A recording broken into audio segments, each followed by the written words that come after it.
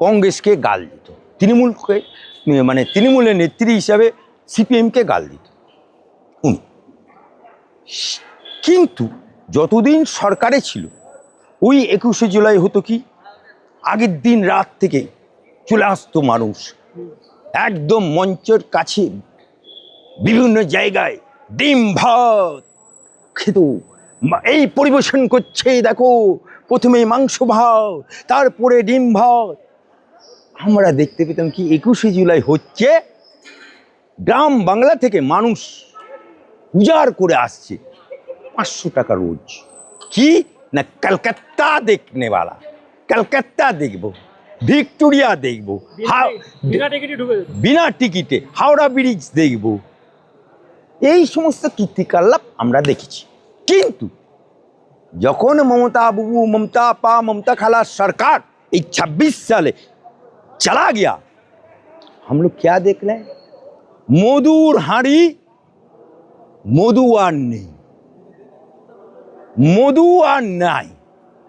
মধু হাঁড়িতে যেমন পিঁপড়ে কাউকে ডাকতে হয় না, এমনি এসে যায় মধু চাটার জন্য, কিন্তু সরকার থেকে চলে যাওয়ার পরে মধু চাটনেওয়ালারা আজকে ভাগ হয়ে গেল। সিমসিম খুল যা, মমতা বাবু ভাগ হয়ে যা।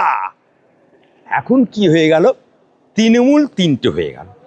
এক, ঋতব্রত বালিশচাটা তৃণমূল, যাতে মদনাও যোগ করেছে, ও লাইলা কুলু কুলু, ও লাভলি ও যোগদান করেছে।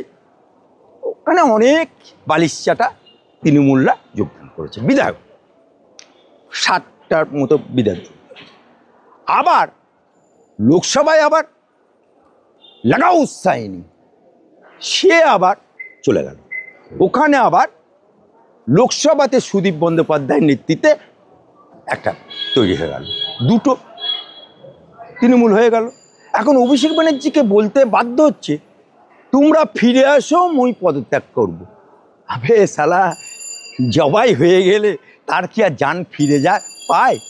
তুই তো আগেই সবাইকে তেড়ে দিয়েছিস, সবাই তো তোকে ছেড়ে পেয়ে লেগেছে, এখন তো তুই আর তোর পিসি ছাড়া আর কেউ নেই।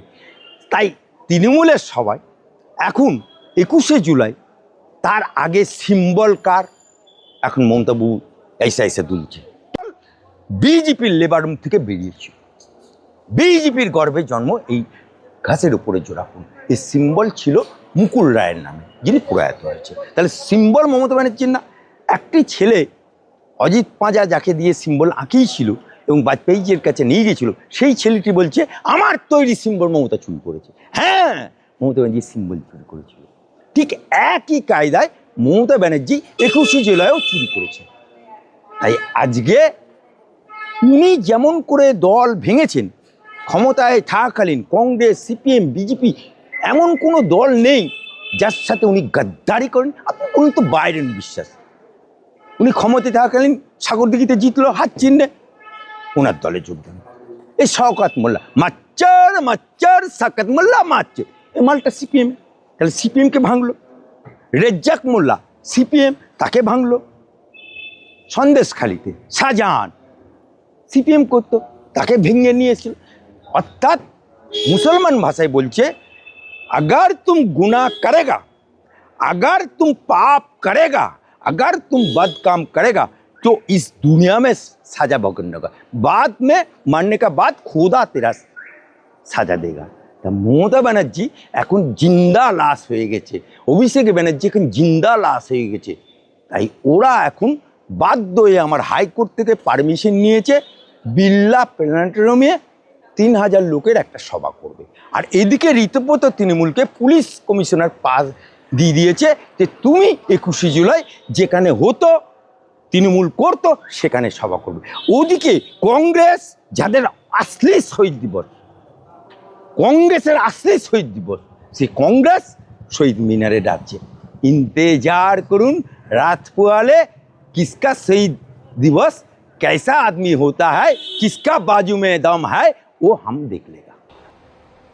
दुर्गा शक्ति, नारी शक्ति, देवी शक्ति, তাদেরকে বলেছি সংকল্পপত্রে 0 ভ্যালু টিকিট আপনাদের দেব, যেমন কথা তেমন কাজ।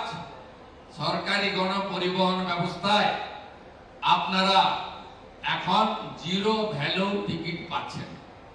অনেক শিক্ষিকা, অনেক সরকারি কর্মচারী, আমাদের দিদি বোনেরা আমাদেরকে বলেছেন যে আমরা ভাড়া দিতে চাই, আমরা রোজগার করি।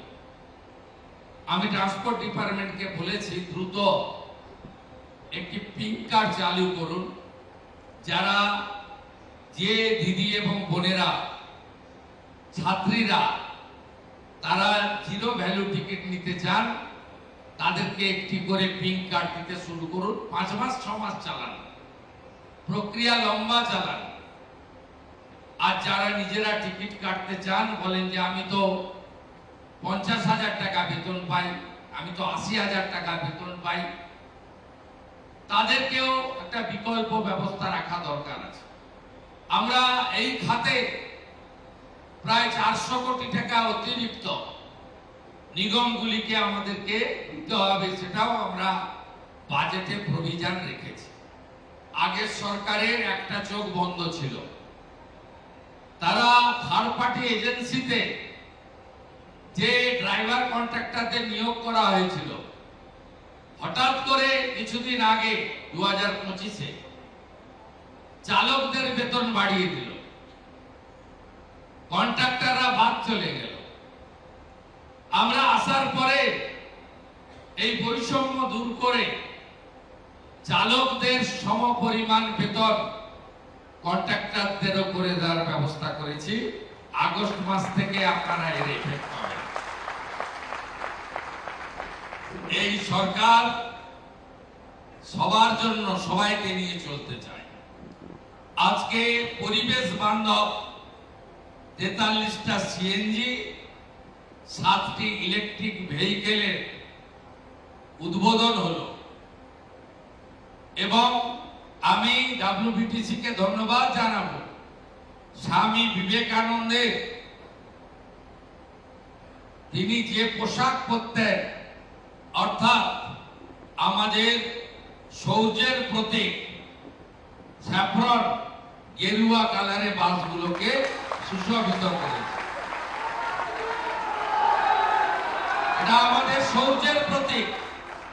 স্বামী বিবেকানন্দ,